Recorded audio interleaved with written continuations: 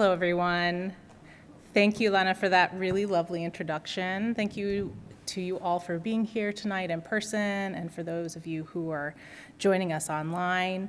I also especially want to thank everyone at the IHRC for the invitation, to Lena and Michelle, and to Pat and Maria for arranging my stay. That's been just really lovely.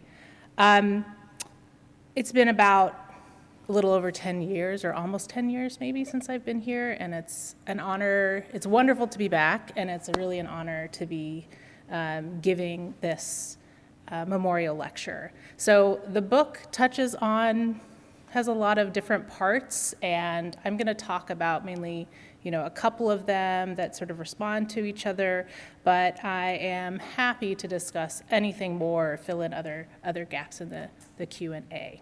So.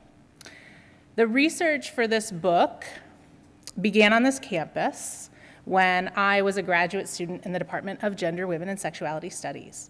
And more specifically, it began in the Immigration History Research Center archives. When I started in graduate school, I didn't know that Arab American studies existed. And I also didn't know that the immigration experience of my own family was embedded in a larger history of transatlantic migration, affiliation, kinship, and labor. I was lucky that the IHRC was here. Their archivists, their leadership, their staff, and the support for graduate students that they had made this research possible. As I started to learn about the history of Arab migration as a young graduate student, I learned that many migrants worked as peddlers. Peddlers were mobile salespeople. They traveled either in groups or alone, and some peddlers would remain within a city's limits, while others would spend days, weeks, or even months traveling through rural areas. Syrian peddlers sold everyday items, such as needles, linens, thread, belts, and soap, and they also sold what Americans thought of as exotic commodities, like silks, perfumes, rugs, and rosaries from the Holy Land. The Arab migrants who came to the US in the late 19th and early 20th centuries called themselves Syrians in English. This mapped onto their departure from the region of Bilad Asham, or Greater Syria, under the Ottoman Empire. This region covered the areas of Lebanon, Syria, Palestine, and parts of Jordan. People migrated internally within the Middle East and North Africa, especially to larger urban centers like Cairo, and then increasingly crossed the Atlantic to both North and South America and to other parts of the world. The majority of these transatlantic migrants were Christian, with smaller numbers of Muslim, Druze, and Jewish Syrians. It was largely men who were the first to migrate from these communities, but soon after, with the alluring economic prospects across the ocean, women took up the trip as well. Peddlers and peddling appear prolifically in archival collections of early Arab Americans. Even though peddling wasn't what most Arab migrants did in the long term, it was quite common for the newly arrived and became imbued with meaning in Arab American history. Frequently, both historical narratives and the holdings of archival collections themselves represent a standardized story of immigration in which peddling plays a significant role. A young man from Ottoman Syria arrives in the United States and immediately begins peddling, thanks to the help of his compatriots already in the country, who supply him with a pack, goods to sell, a route, and a few phrases of English. He works hard, sending money back home, and eventually makes enough to open a brick-and-mortar store. Along the way, he marries or sends for his wife who's back in Syria. He has children, and he decides to stay in the US. As you might be able to tell, the gender there is intentional. The family becomes more financially stable and integrates into American society. They become so thoroughly American, perhaps to the extent that we may not even know their descendants are Arab. Whether by earlier generations of scholars or in community-based retellings, this narrative of early Arab immigrant pioneers circulates, in which women appear as the spousal extensions of peddlers, men play the lead roles in the migration story, the Arab family is normative in the United States, and Syrian immigrants effectively become white. Access to whiteness upwardly mobile class norms, and heteronormativity function to undergird this story. While not often given explicit attention in this story, one of its critical pieces was the contested ability of Syrian immigrants to naturalize as US citizens and subsequently to be considered white by federal courts. For Syrians, the court case that ultimately determined this was Dow v. United States in 1915. Based on the racial prerequisite of the naturalization statute at the time, elite Syrians argued that they should be considered, quote, free white persons, according to the statute, and thus were eligible for naturalization. After several contradictory rulings in the lower courts, the 1915 ruling made Syrians one of few non-European groups to be granted this right and thus to be considered white under federal judicial precedent. In this typical early Arab immigration story, peddling was the key to these Syrian immigrants' ability to integrate into American society. And this is the peddling thesis that was formulated by the late historian Alixa Naff. But here's where we find the paradox at the heart of Arab American history. Alongside this prototypical narrative, there were other stories of peddlers that differed. Stories of violence against peddlers, of fears about them, of their own ambivalence toward peddling, and of failure. And it was not just men. Many Syrian women were peddlers. One estimate is that about 80% of Syrian women peddled at some point after their arrival in the United States. Syrians were not the only immigrant group to peddle, and they were not the ones who were the most identified with the profession of peddling. That group was European Jews. But in no other community did women peddle in such high numbers, and in doing so, they transgressed both white American and Syrian norms. Peddling, like other forms of migratory labor at the time, was also associated with ideas of sexual deviance, including homosexuality.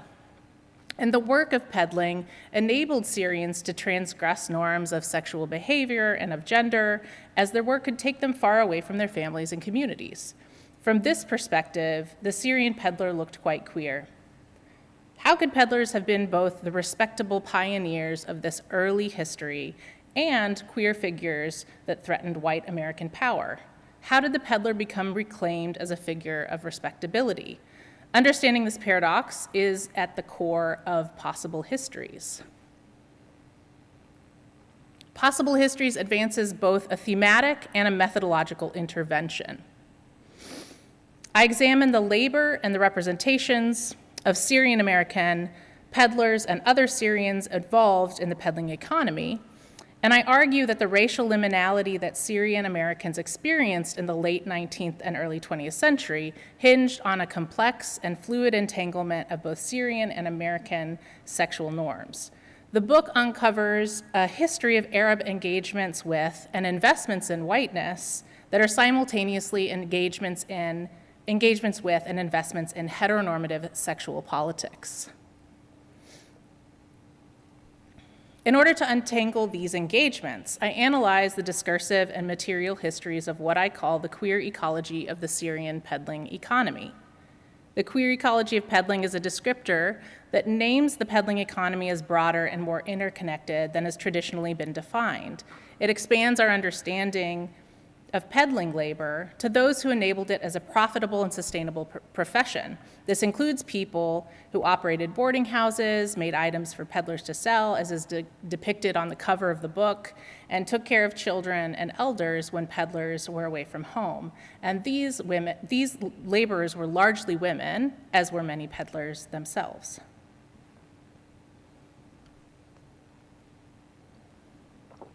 The queer ecology of peddling is also a conceptual framework that allows me to address the sexual, racial, and gendered implications of the Syrian peddling economy and how these things figure in the production of knowledge about the Arab American past.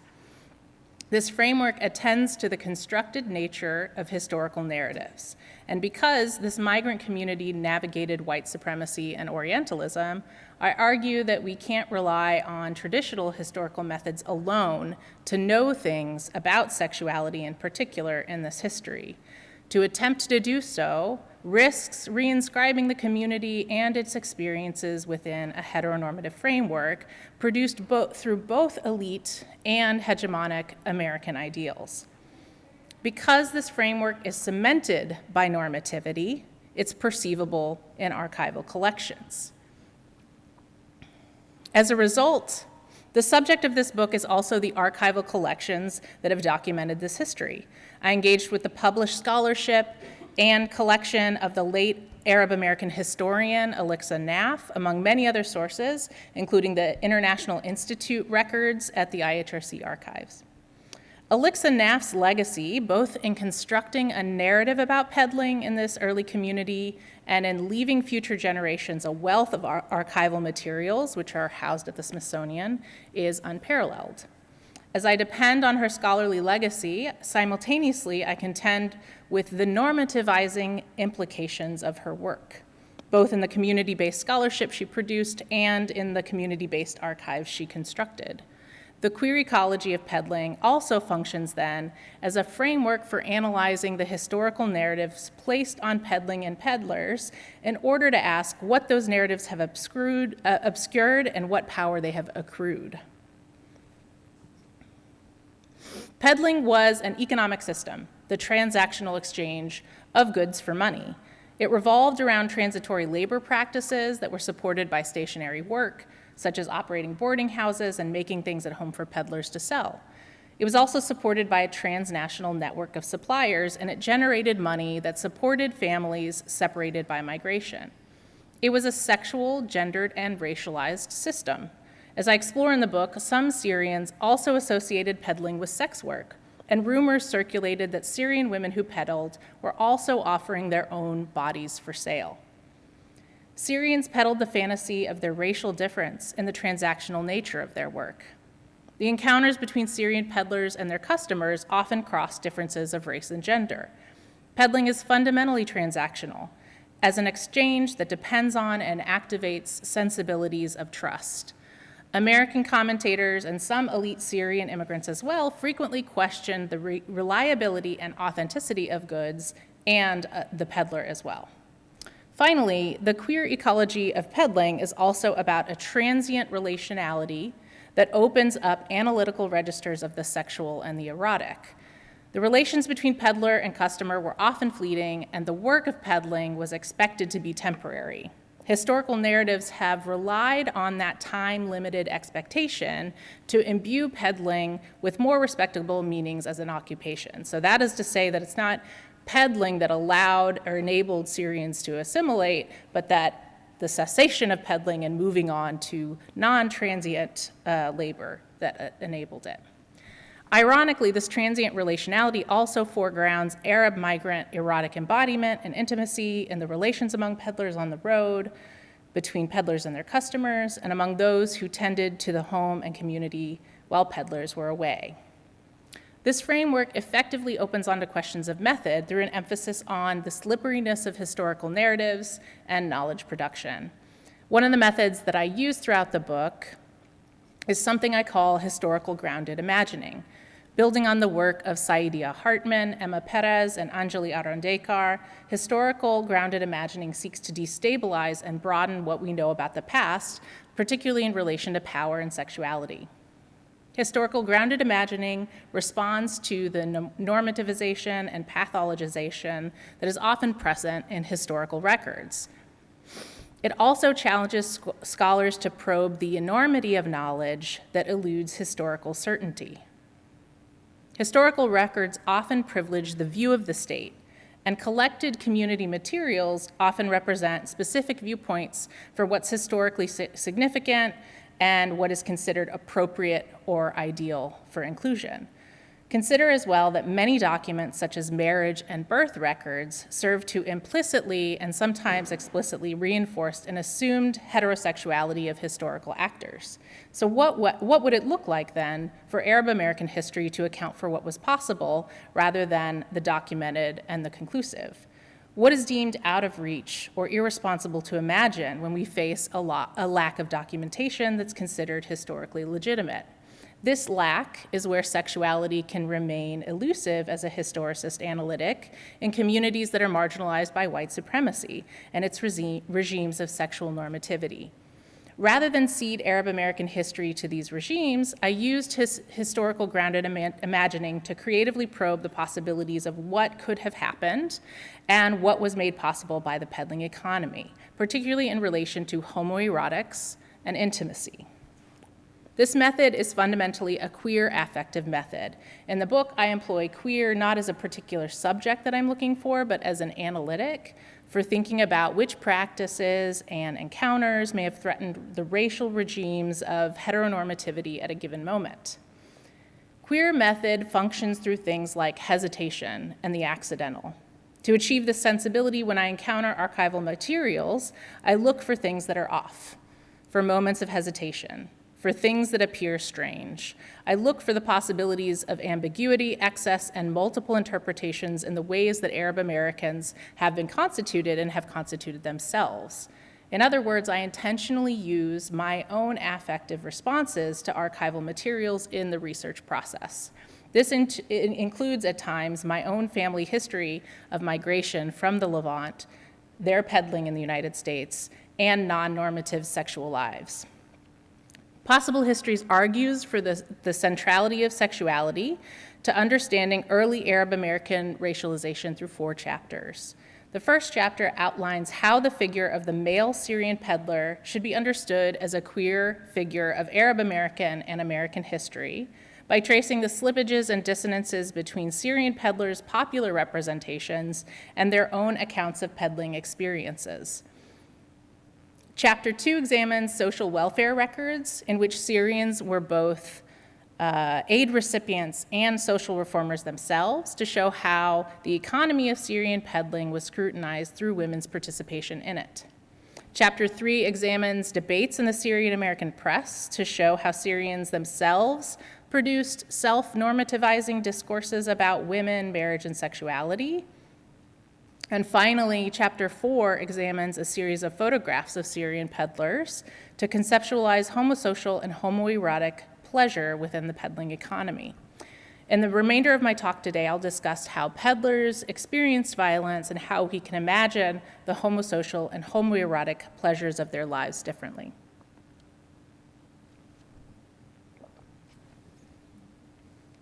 Oh, I forgot queer as an analytic. Sorry, folks. I did say it, but you didn't get your cue on screen. Okay.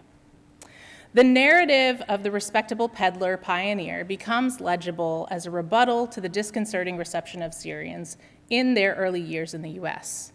As Syrian peddlers traveled through rural spaces and interacted with people outside their own immigrant communities, curiosity and anxiety and fear grew about their presence. As a result, they experienced both physical violence and the harmful effects of discourse that legitimized it. In print media, journalists sensationalized peddlers and depicted Syrian men as the bearers of exotic excitement, sources of seductive danger, and manufacturers of deceit.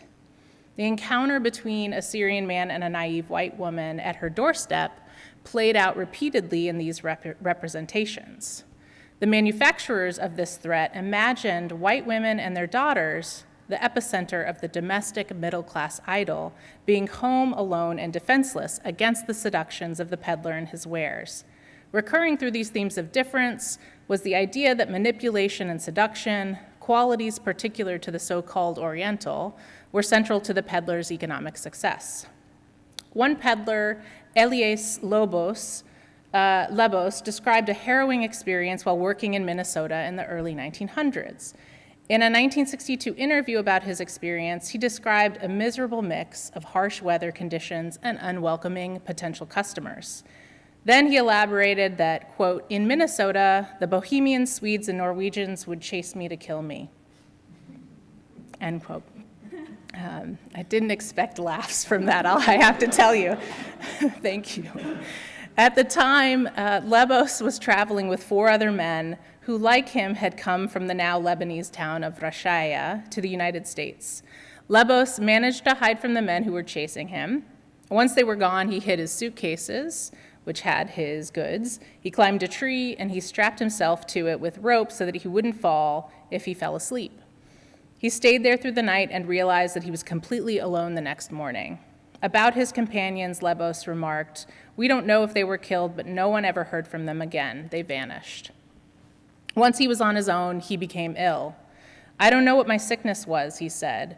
"Fatigue, depression, neglecting my health, who knows? Many of us experienced illness and depression." Such a firsthand account of racist violence and the profound effect it had on Syrian immigrant health is quite rare in the archival materials. More often than not, Syrian immigrants from this time period and their US-born children either minimized racist otherings or characterized their experiences as being devoid of racism altogether. In another example, the brother of Alice Abraham left from Cedar Rapids, Iowa, to try his hand at peddling. She recounted in an interview that he almost froze one night because no one would give him a place to sleep. Finally, he asked a farmer to let him sleep in his barn, but the man made him come inside instead, where he could be more easily surveilled. While sleeping indoors might seem more ideal, the farmer proceeded to walk around with a gun in his hand the whole night. Alice's brother was not able to sleep and was determined never to peddle again after that trip. Others recounted similar experiences, including a Druze Syrian man whose life story was published almost a decade after his peddling days. Ed Aryain, born Mohammed Aryain, remembered that although he encountered many hospitable homes during his peddling trips, there were many times which were, quote, far worse, included being turned down at dozens of houses, doors being slammed in his face, an angry man telling him to go away because, quote, his kind was not wanted. Years later, he still remembered how much these incidents hurt. They continued to haunt him.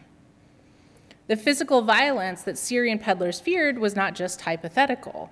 Beginning in the late 1880s, news articles reported on violence against peddlers occurring in rural areas. In one example, a Syrian peddler went missing in 1891 in Pennsylvania. The peddler's son suspected that the father had been murdered for the money he carried on him from selling his goods. In another example, a married couple peddled together in West Virginia. After they took separate routes, the husband disappeared. The wife believed he'd been murdered for his money and goods. Other news articles told stories of peddlers being beaten or murdered and then robbed in places like Tennessee, West Virginia, Washington, Mississippi, and elsewhere. The imagined threat that Syrian difference posed to Americans was predicated on economic ideas and also in part on sexual difference, which I'll focus on here. That is, Syrian peddlers' ability to persuade and entice via the goods they sold was closely linked to the idea that they could persuade sexually as well. In the post-Civil War era, when anxiety over miscegenation was reaching its apex, racist violence was inextricably linked to sexual and gendered panics.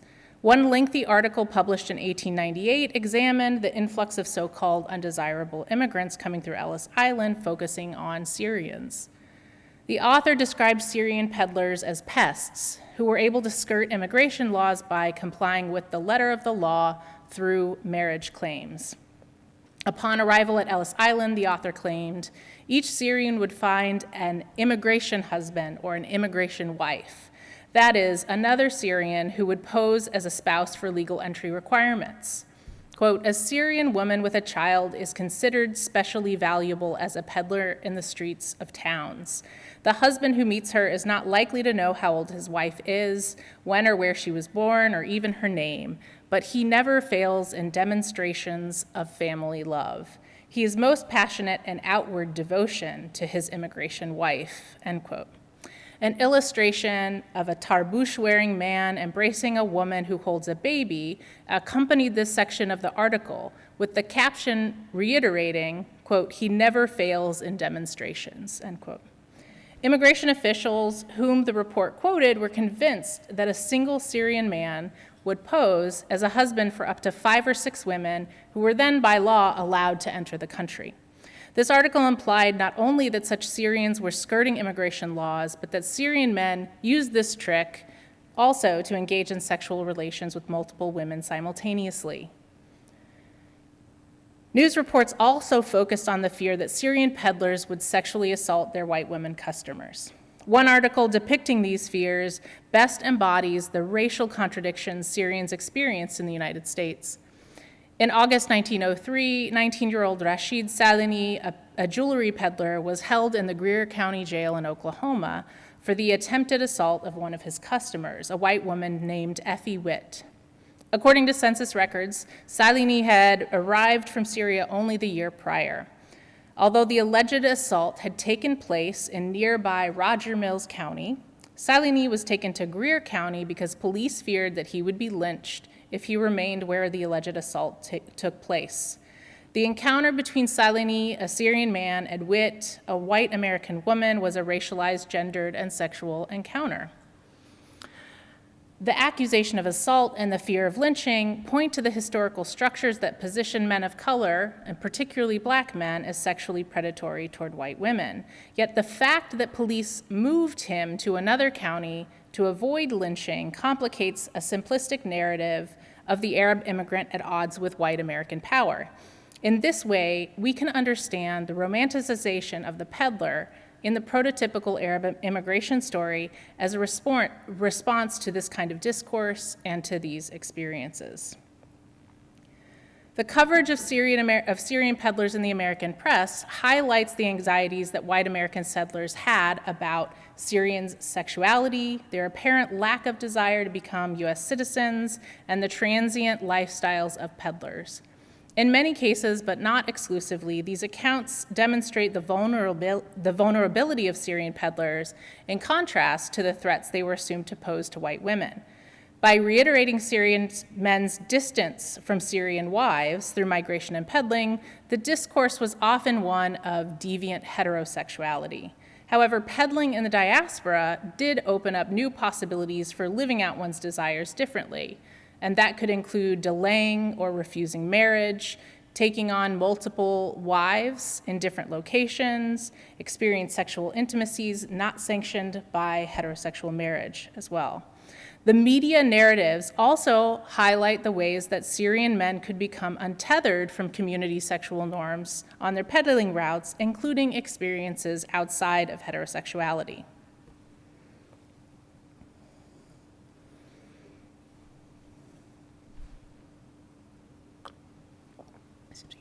The different environments and landscapes encountered while peddling were intimate experiences. They forced Syrians to think about their relationship to the lands they traveled and the power of those lands over them, especially regarding terrain, climate, and weather. Peddlers' encounters with their customers, whether friendly or hostile or ambivalent, were also intimate. Syrians and their customers had to negotiate power-laden differences of language, race, culture, gender, and sometimes religion. Peddlers, in the course of their work, also confronted state power in the form of local regulations that sought to restrict movement, public appearance, and sales, such as peddling licenses, vagrancy laws, and the so-called ugly laws that often regulated disability in public. But peddling practices were not exclusively sites of violence. They were also sites of pleasure. The bonds formed among peddlers while on the road were intimate bonds, and the new relationships that peddling enabled, specifically friendships and sexual relationships that may not have been possible within Syrian settlements, were also intimate. Arab American historiography has largely addressed pleasure and intimacy in ways that reify heteronormativity and obscure how Arab familial and community structures were incompatible with white US concepts of normativity. But peddling provided an avenue for infinite homosocial intimacies and pleasure in particular. As men peddled together, as women stayed home together, and as other women peddled together, homosocial bonds were not only inevitable, but were constitutive of early Syrian American culture. This constitutive homosociality demands that we reckon with homoeroticism as well. Scholars such as Gayatri Gopinath have documented the numerous slippages between homosociality and homoeroticism, particularly in diasporic communities where homosociality is normative. A reckoning with same gender desire and sex in Arab American history is essential for combating the intertwined effects of white supremacy, Orientalism, and, in the words of Amira Jarmakhani, the meta-narrative of modernity under which Syrians toiled. Stories of race are always simultaneously stories of gendered, sexual, and classed legibility or illegibility. For Syrians, their racial position hinged not only on whom they were positioned in relation to and where, but also on how Syrian migrants were understood as gendered, sexual, and classed beings. That is, whether they were understood as such in normative or non-normative ways according to white, middle-class, heteronormative standards. An analysis of pleasure that accounts for its erotic and intimate elements is essential for understanding this process, because then we can clarify what Syrians' affective lives had, that their affective lives had significant potential to unsettle both normative white American ideals of personhood and the elite Syrian American response. We can begin to understand the expansiveness of these pleasures in ways not confined by white supremacist heteronormativity by using this method of historical grounded imagining. So in the chapter in the book where I focus on this, I examine a number of photographs selected from the Faris and Yemna Naf Arab American collection housed at the Smithsonian Institute's National Museum of American History. These photographs lend themselves to a normative sexual and gendered reading because they can be interpreted as evidence that Syrian Americans fit within US heteronormative standards. They show Syrians with family, at work, and at leisure. But these objects provide a framework of Syrians as proper subjects in ways that ready them for inclusion into the American nation. But this heteronormative reading is not the exclusive meaning that we can glean from these images. In particular, a subset of these photographs of peddlers allows us to focus on pleasure and intimacy related to the peddling economy. Here I'm going to discuss two of them. If there's time, I'll talk about more. So just a few disclaimers here. Historians of sexuality have long chronicled the obstacles in finding archival evidence of queer subjects. But the apparent absence of identifiable homosexual Syrians from this time period shouldn't preclude us from knowing that these desires and sexual acts existed in the early Syrian American community.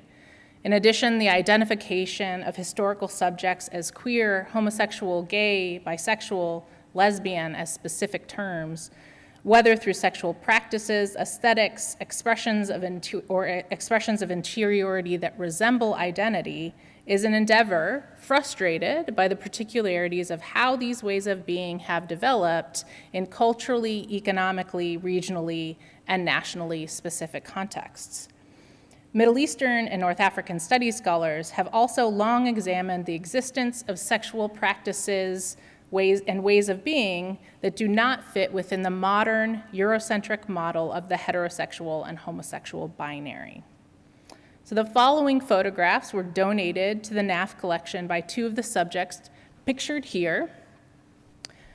Nazha and Badilia, also known as Bud. Nazha and Bud were cousins. They're shown in these photos and a couple of others. So they each had one of these photos that they owned. Nazha was a peddler, and also pictured in the photos are Daher, Nazha's husband, two men named George and Khalil, Bud's mother, and several other unnamed people. Nazha and Bud were both interlocutors of the historian Alixa Naf, and were also interviewed for her research. So there are oral histories with them, and both did work that supported the peddling economy in different ways.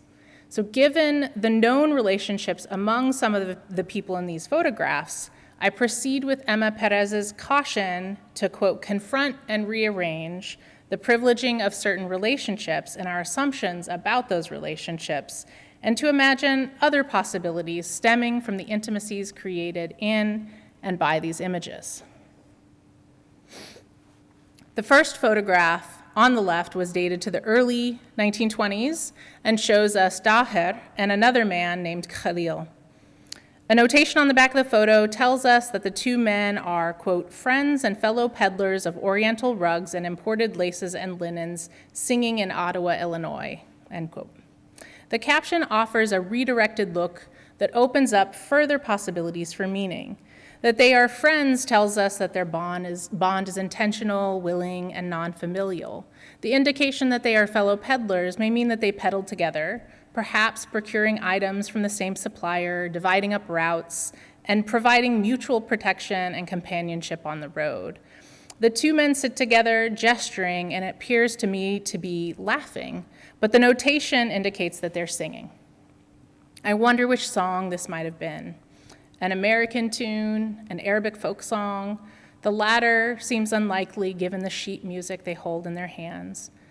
A wedding ring is visible on each man's left hand, and in the far right edge of the frame lie two hats, ostensibly belonging to the subjects of the photograph. Because they're not wearing their suit jackets, the scene feels casual. It's possible that this photograph was taken during a peddling trip. In the focal point of the image, the men's postures are animated and their gazes are fixed on the booklet that one of the men holds, rather than being directed at the camera.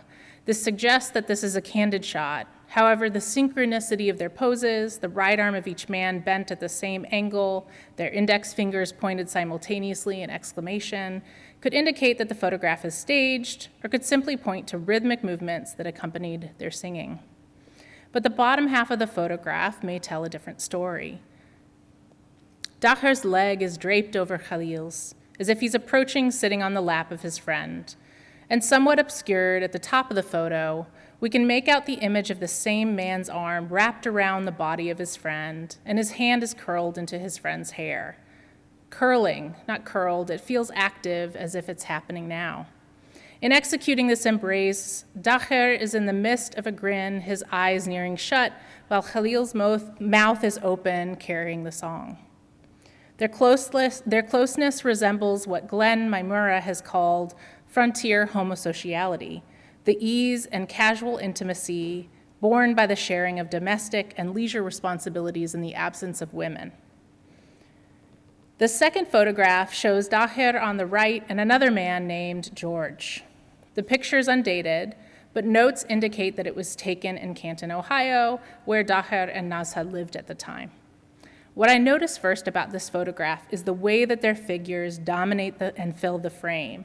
The two men are outdoors in front of a house, and their positions indicate a candid nature. The uneven height of the two men as they're placed in the frame, the movement of Daher's arm upward or downward, and the grasp of George's arm around the neck of his fellow peddler. Candid but not casual, the two are dressed in three-piece suits. Whereas the previous photograph suggests animation and movement, the figures in this image are largely still, perhaps also suggesting hesitation and awkwardness. The rigidity of the two figures might also be reinforced by the suggestion of the house behind them and by the ways in which domestic space was often a space of regulation with regard to sexuality. Daher's gaze is directed toward the photographer, and George's gaze is slightly below the lens of the camera. The look of both is one of interruption. But what strikes me about this photograph is the intimacy that it also relays. There's a faint, blurred, almost imperceptible boundary between the two. The close proximity of their bodies, they're literally pressed against each other, suggests an unclear delineation between where one man's body ends and the other begins. While the tone of the previous photograph is jovial and flirtatious, the enmeshed bodies and intense stares of the second photograph suggest a more serious tone. As I look at these photographs, the possibilities of what life as a peddler may have enabled loom large. The impetus of movement, of circulation, prompted a reorienting of relationships for those Syrians who had not previously led nomadic lives. I imagine what it might feel like in my own body to be in such proximity to someone else, a friend, a family member, a lover, who also shared this migratory experience, an experience of migration different from the transatlantic one that had already taken place.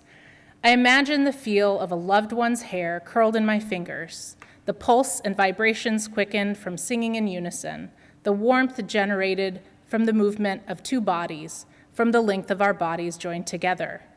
I imagine feeling grateful for my companion, for someone to be at ease with after a week of walking, of making the pitch over and over again, of separation from those of whom I make part.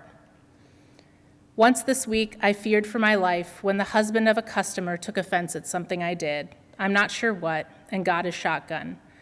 This wasn't the first time, but it does not get easier with repetition.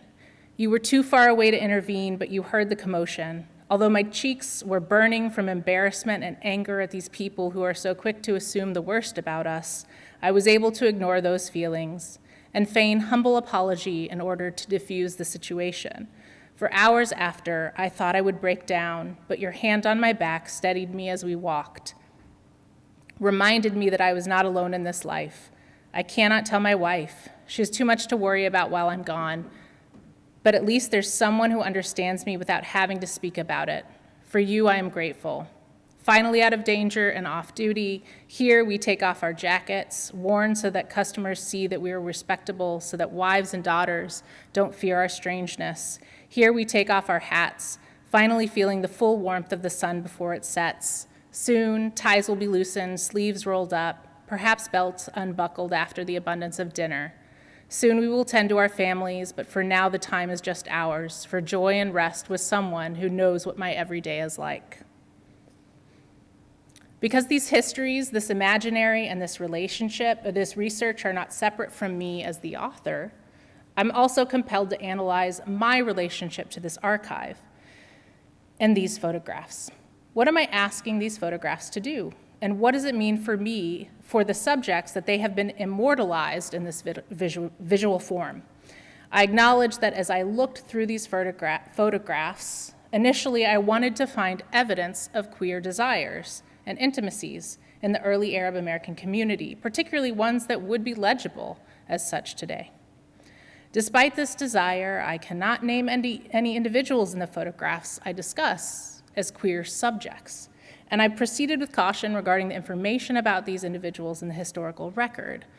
I long hesitated about researching their actual lives and identities beyond these images because doing so would shift the focus back to the impetus to name, categorize, and identify in ways tightly linked to state power. In some cases, the historical record would frame these individuals as explicitly heterosexual. Regardless, the disciplinary regime of heteronormative white supremacy and its imbrications with discourses of modernity affected and continue to affect entire Arab American communities, irrespective of actual sexual identity, desire, or behavior. As pictures that were part of a family collection, these photographs are part of the historical memory of that particular family.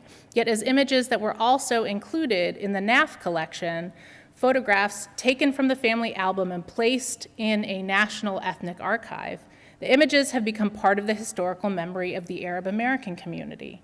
As a result, they're implicated in a larger narrative of assimilation and belonging. They've been put to use for perhaps different purposes than those of the family. But the relationship between the individual and the family and between the individual and the community doesn't dissipate with the transfer of images from the family album to the ethnic archive. By asking after my own relationship to these photos and to this analysis, my intention here is to center the way that family photographs can, quote, operate at this junction between personal memory and social history, between public myth and personal unconscious.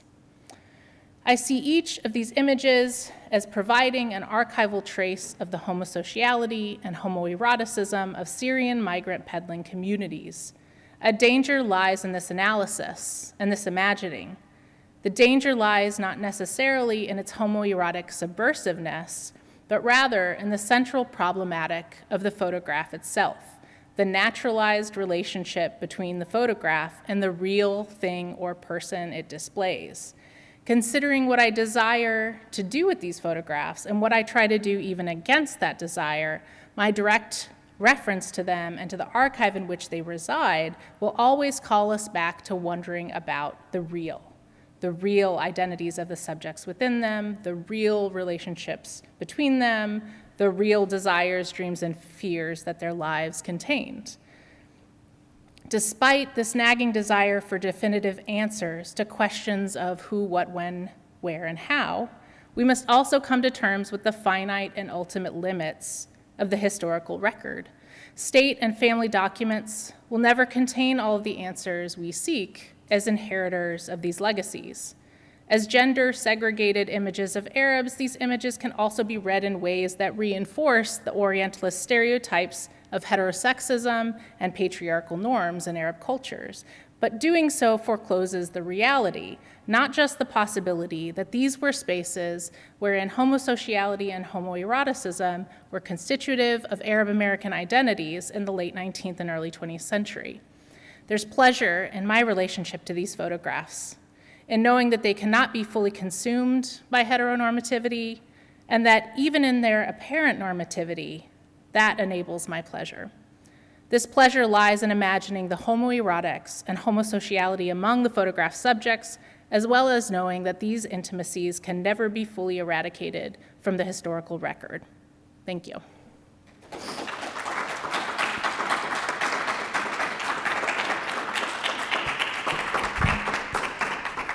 I can let you look at other things that I didn't get to talk about, like the one archival slice of evidence of a lesbian. Okay. Well, how about I just start with that question? Would you please tell us about this one archival slice of evidence about a lesbian? Really teed that up for you. Yes, so there was one. And so this is an image from interview notes conducted by Alixa Naff in 1962 with, she went and talked to first and second generation Arab Americans. And here she was actually talking with her half-sister. And they started talking about a time when the family had moved back to Fort Wayne, Indiana, where her father earlier in life had been a peddler. Fort Wayne was a peddling hub for a number of people. And he would gather with his old peddling buddies and have a great time, and they would recount stories. And in this, so I can't read her handwriting super well, but essentially the audio of the oral history says that there was one woman, quote, a leader, right, that sort of seemed to be the glue between all of the peddling buddies. And then in her written notes from the interview, she puts in parentheses a lesbian in English, right? So a lot of her interviews were in Arabic, spoken, but her notes were always in English. But the word she uses is lesbian in English. She also capitalizes it. This is 1962.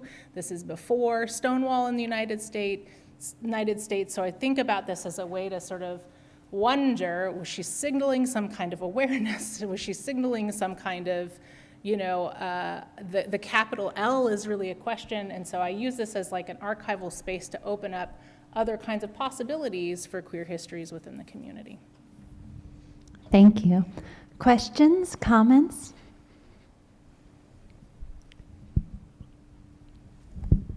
Thank you, Professor. This was a wonderful talk. I have a lot of questions, but I'll ask the ones that are most relevant, which is, what is the relationship between the Syrian peddling community and other peddling communities in the US? I mean, it makes sense I ask this question. In your archival research, do you see interaction? Do you see what I theorize as encountered? Because between like different peddling communities.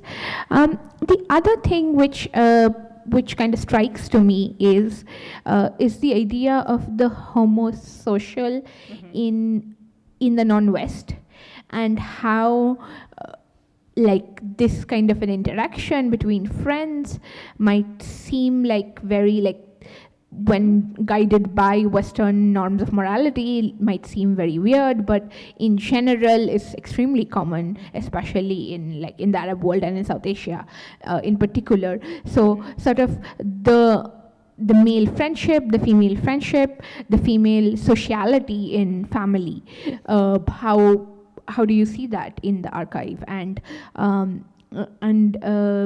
what did that, also help you hold back on not theorize, because I know it takes a lot of like intellectual labor to not theorize, also something that is so easily acceptable in the academy. So yeah, those are my 3 questions.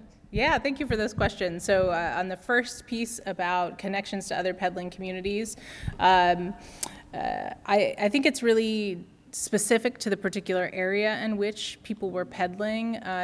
One thing that I can tell you is that there were lots of relationships between Syrian non-Jewish peddlers and European Jewish peddlers. So even in this set of photographs, there were some that referenced Jewish peddlers who were friends. But it depends on the particular network of suppliers and routes in that area, because people were, this map that I showed that was from I can't believe I did that.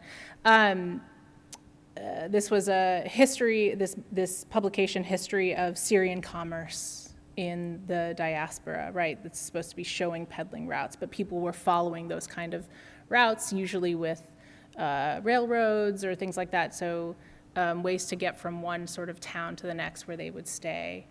So it was dependent on who else was peddling there. But often people were trying to be cooperative and divide up routes, right? So not increase competition, but sort of figure out how they could all operate in the same area.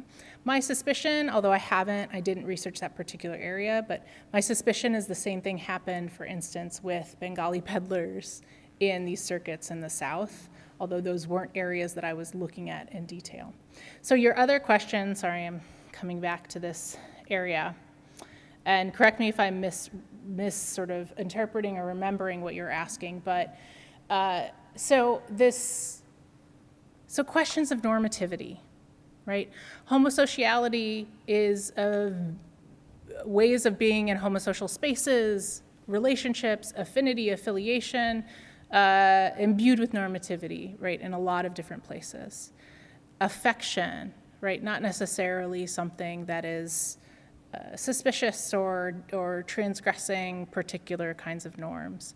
But what I notice is that perhaps this is overgeneralization, but that I think scholars are quite comfortable in accepting that, but still drawing a line to say, well, homosociality is normative, but we're not also thinking about if homosociality is normative, then why wouldn't other kinds of desires also happen in those spaces? So there's sort of I think a two-pronged kind of challenge to both thinking about normativity in a hegemonic white American middle-class context, and also in Syrian contexts, which in the United States, there's, I think, an attempt of Syrian elites to assert a kind of normativity around sexuality and norm and gender in those ways, right? In some ways to, maintain their own sense of self and community and identity, but also as a response to ideas coming from hegemonic US, discourses about deviance, backwardness, uncivilized, not modern, et cetera. So I might be forgetting part of your question, so if so, please remind me. But that's kind of the yeah. that, homosociality is very common, but then, other things can also happen within homosocial spaces. Absolutely. Or in mixed social spaces also that are common, like, large family spaces are also common. Yes. With mixed gender interaction, Yes. but it's not like a love affair doesn't happen there. Yeah, so part of the chapter in which these photographs appear, there's a longer discussion about family structures, family photographs, the conventions of portraiture, and how those things might look different in different contexts, and that the affinity and affiliation of family, and even the different terms for family in Arabic, signal that these were differences between sort of normative Arab contexts, or at least in the Levant, and in the United States among white middle class or aspiring to be middle class or upwardly mobile contexts about what constituted a family, what constituted normative affinity or familial relations in that way. And it's much more expansive or was much more expansive for Syrian migrants at the time. So I have some photos of like much larger family structures, or structures that don't look like, a mother and a father and 2 or 3 kids, that might have like multiple siblings and their wives and maybe an aunt or an uncle, right? That different, that are signaled through those photographs. Other questions?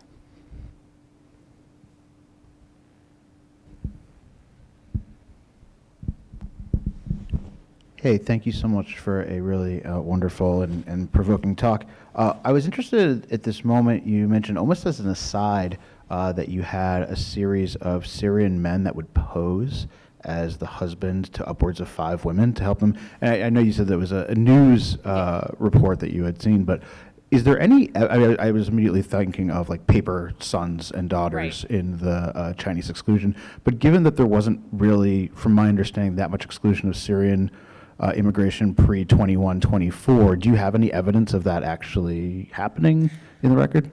I didn't come across Okay, any, cool, yeah. and that's not to say that it didn't happen, but there certainly was evidence of other forms of like deviation from relationship norms, like especially men who were betrothed or promised to women back home, violating those things, people who were already married, who were then marrying other people in the United States. One of the things that I explore in the first chapter is a kind of suspicion in my own family about a relative who sort of disappeared, and that comments in the family have been that people think that he had another family further, like in the Deep South, and my attempts to try and verify that didn't pan out, but what those kinds of rumors even suggest generations later. So there was evidence for different kinds of deviations like that, but that's not one that I found. Yeah.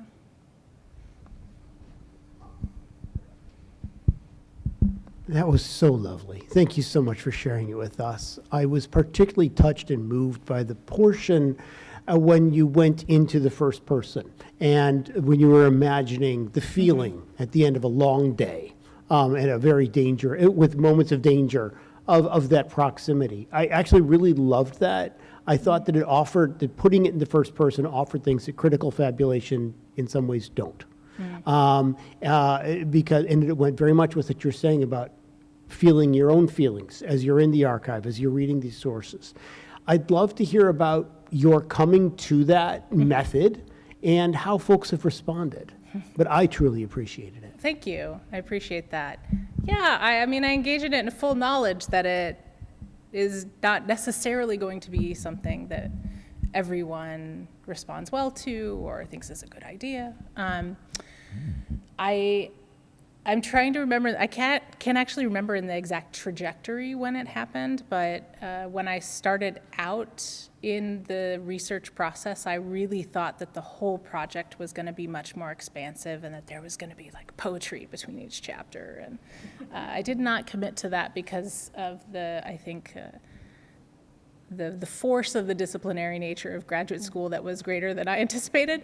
But there were aspects of coming to the research that I think I had to reckon with. And so the first was family history. And even the conception of the project, I always understood as a personal interest. I didn't even think of it as something that had an academic component. As I said, I did not know that this was a field that existed at the time. I also didn't grow up in a context of understanding that history outside of my own family. And so there was always a relationship of self to the project. And in addition, because I was in a feminist studies program, and what do feminist scholars do but know how to interrogate the position of the researcher, bias, right, all of these things, that I approached it with a sense of that always being part of the project. I didn't know how it would be.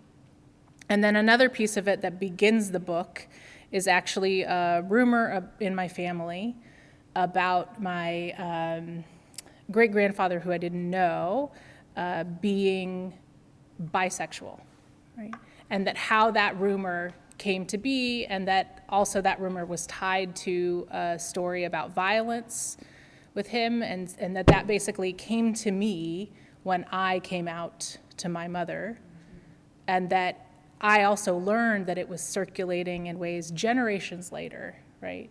So there was something about, I think, the psychic residue of these histories.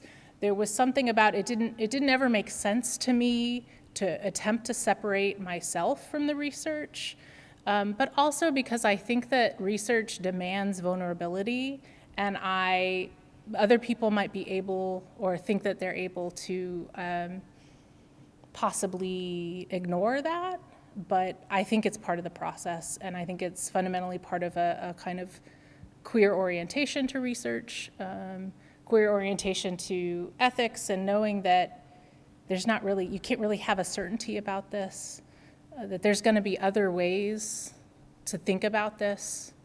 I might change my mind, I might be challenged, right?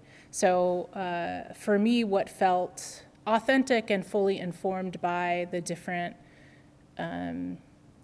sort of, I think, traditions of scholarship that I am embedded in was to sort of really be transparent about it and actually see, well, what would it look like to bring that into the space of the analysis a bit more forcefully? Because then I would have experiences in archives. Some of my earliest experiences were looking in the IHRC collection, looking at the international institutes, trying to find Syrians, and just pulling files and finding Syrians. And I don't know, I had this period of time where I was like, what is this about, Yeah, that's sort of maybe off in a tangent, but that's how I approach it. Thank you. Easy, you don't have to move far. I was just wondering if you could dive in a little bit more. You kind of glanced off of talking about how peddlers were also viewed as kind of tangential sex workers. Is there a gender breakdown to that? Was it more often put on the women who are also peddlers?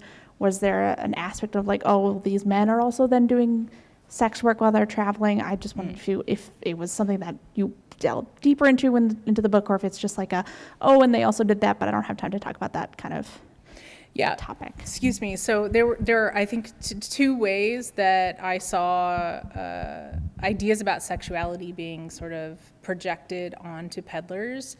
And for men, it was largely the idea that they would, so one of the things that I look at in a chapter is the musical Oklahoma, and there's the actual original character in the play that eventually became Oklahoma was a Syrian peddler, a real person, right? But one of the lines in the musical becomes, something like, be careful about peddlers, they have wives in every state of the union. And so there was this confluence of ideas about transience and the allure of the peddler and what they sold, and this sort of exotic difference that was dangerous to young white women and appealing to young white women. So the sort of perception of, in some ways, deviant heterosexuality, but in the musical, there's also all of these ideas about gender and sexuality together in relation to the sort of West Asian or Southwest Asian peddler who becomes a different, ethnic character in it, but is still sort of a vehicle for talking about those things. And there's a real queerness to it. And the ways that he is flirting with men, there are jokes about him flirting with men in the musical, as well as, seducing women. For women, it functioned particularly through gossip in the Syrian community. So there's a couple of places where I saw this. One was in social welfare archives and casework with Syrians and concerns that they had, that Syrian women would have about what people will say about them. particularly people who had experienced sexual violence, or the sort of it was implied that they had experienced sexual violence, and that concern was that it would be something thought about them in the work that they were doing. And in another chapter that I look at conversations in Syrian American periodicals about women peddlers, and there were stories about supposedly men witnessing women sort of doing indecent things, language like she's selling her honor, right? So there are things like that were about people's perceptions of those things.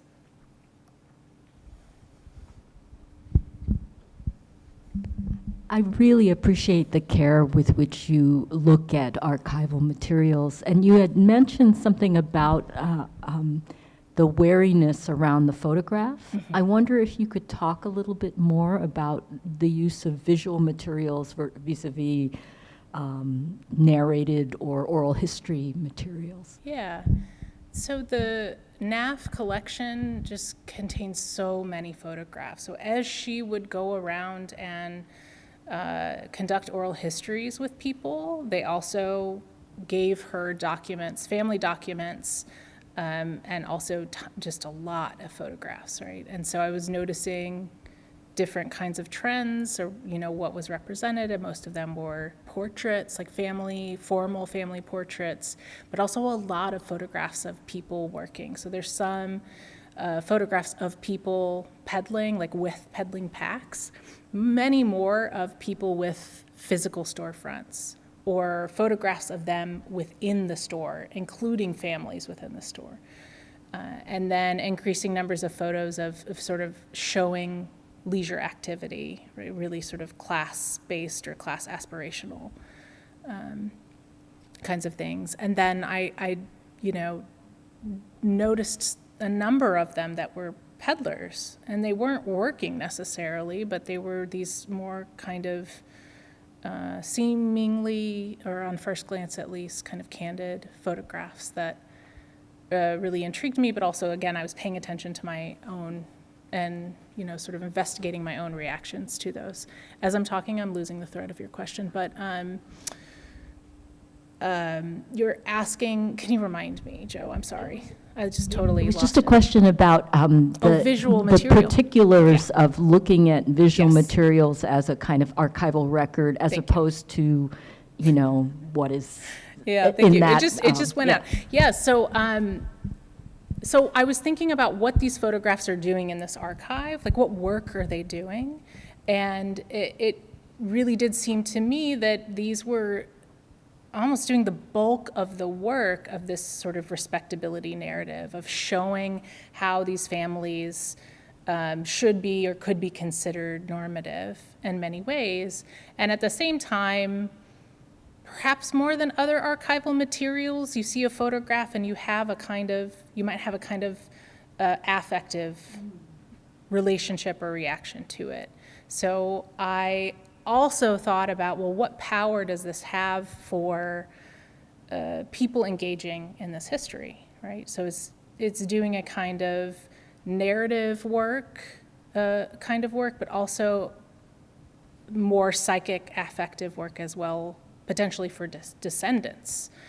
And so I really had to just sort of learn things about visual culture. I mean, when I started, I was not someone who studied visual culture, and so thinking about all of the different ways that, alongside the development of the technology and the increasing access of the technology to middle-class people, and as well as its history in the Middle East and North Africa, and the confluence of that circulation with concepts of nationalism and modernity, right? How are these things sort of functioning? What meanings do they have for the people involved in them? But also then, what meanings are they potentially producing for communities that are larger than that individual family?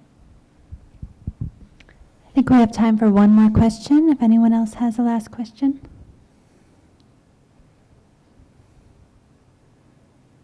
No? All right, well then, all right.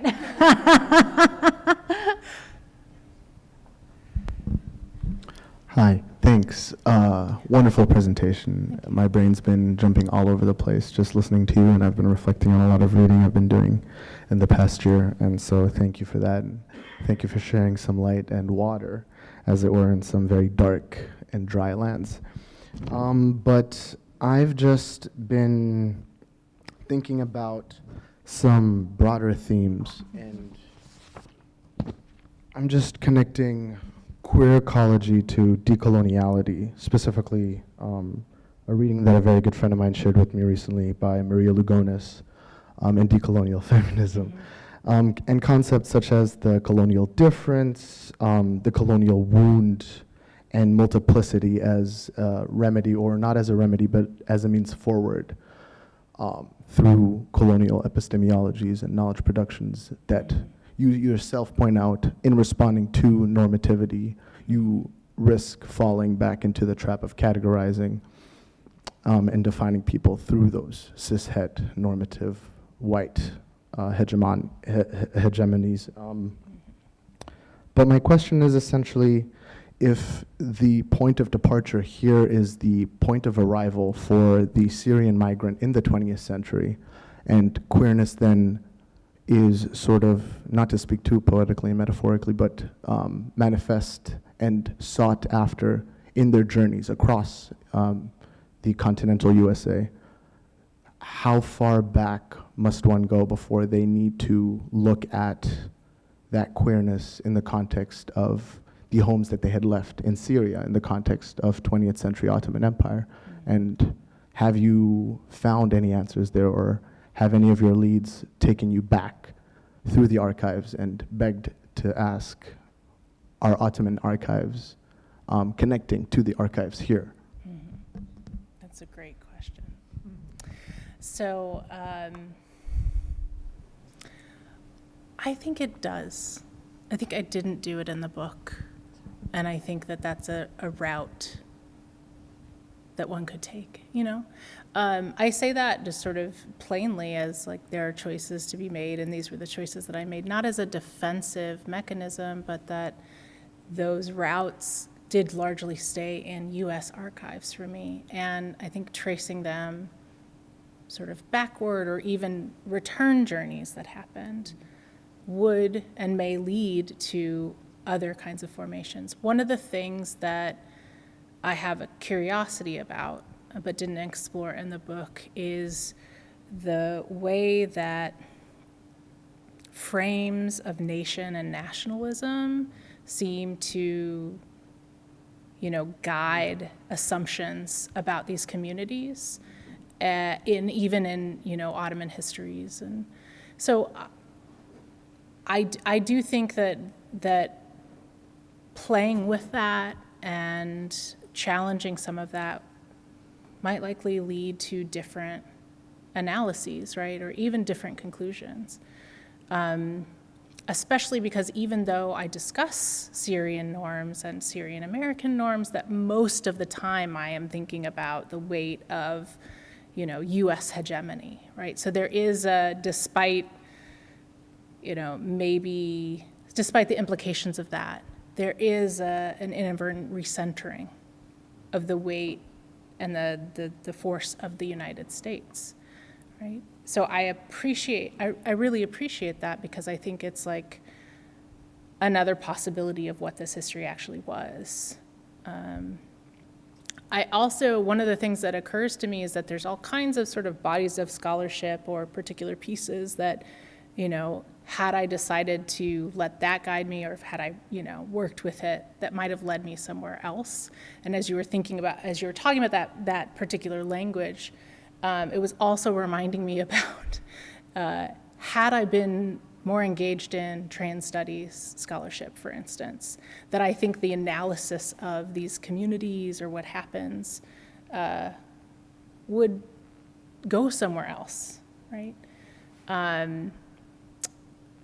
And I'm both intrigued and I'm okay with the fact that it's not in this book, but also intrigued by, curious about like how that could look differently, how that would change what conclusions I came to, or sort of the assumptions I'm operating under. So I don't have an answer to it, right? But I do really appreciate the, like the opening into another path. Thank you.